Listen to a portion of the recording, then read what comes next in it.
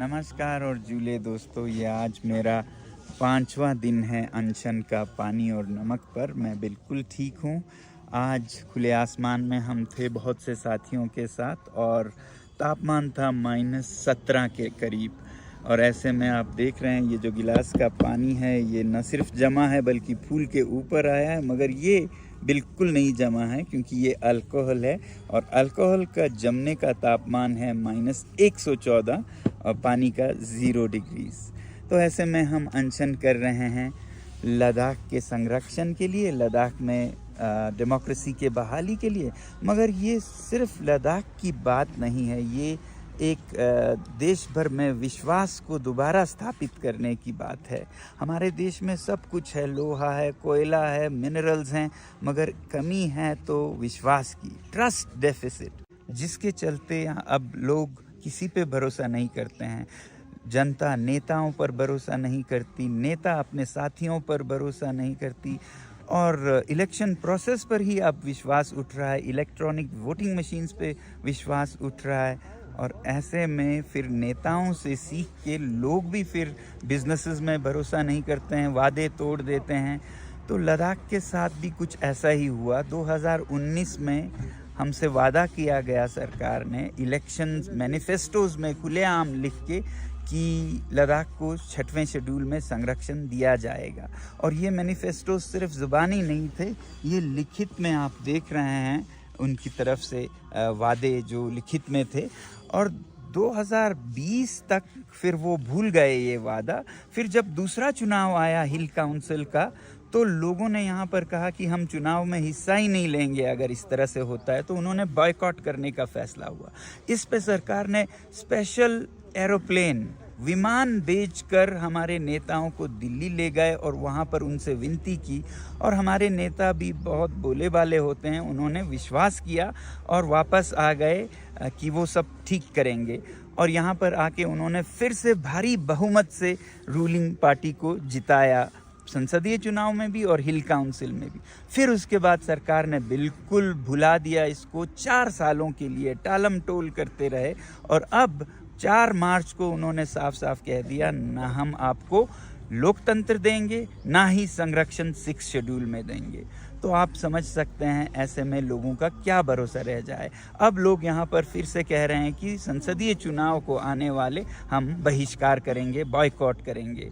मगर ये सिर्फ लद्दाख की बात नहीं है, पूरे देश की बात है। अगर इलेक्शन मैनिफेस्टोस के साथ यही हाल होता रहा तो लद्दाख एक उदाहरण बन जाएगा हर नेता के लिए कि कोई भी वादा कर लो, कोई ज़रूरत नहीं है पूरा करने की। मगर अगर लद्दाख के लोगों ने किसी तरह सरकार से ये मनवाया कि वो वादे पूरा करे, तो फिर एक अच्छा उदाहरण बनेगा 50 साल तक कि जो नेता वादे करते हैं उन्हें हमें पूरा करवाने का भी साधन है। तो लद्दाख का ये जो आंदोलन है बहुत ही क्रूशियल है ट्रस्ट डेफिसिट को ख़त्म करने के लिए भारत में। नमस्कार और जूले, ये 5वें दिन का ख़ात्मा है और अभी मेरा एक मेडिकल टेस्ट हो रहा है हॉस्पिटल की तरफ से। बताया गया था कि मेरा शुगर लेवल बहुत लो है, 20 पे है, जो कि 100 से 200 तक होता है।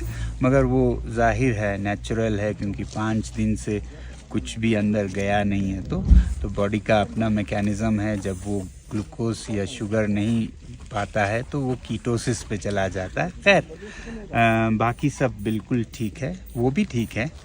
तो आज 5वें दिन, क्योंकि आज संडे है, तो यहाँ पर बहुत से लोग आए थे, लगभग 1000 के करीब लोग आए थे, अलग अलग धर्मों के। और वो अपने अपने धर्म के मंत्र जाप करते, पूजा दुआ करते रहे पूरे दिन।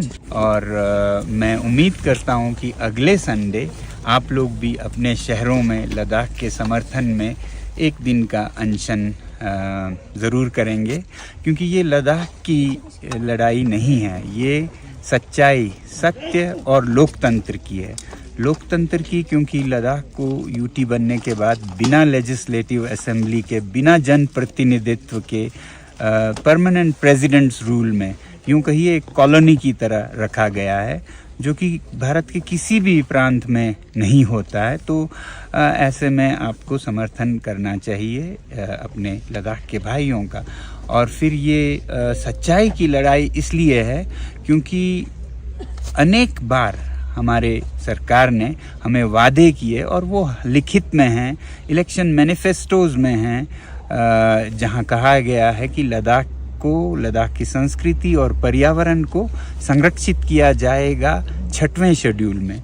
मगर आज 4 साल हो गए, 2 इलेक्शंस जीते इसी वादे पर और फिर उसके बाद मुकर गए, बैक ट्रैक कर गए।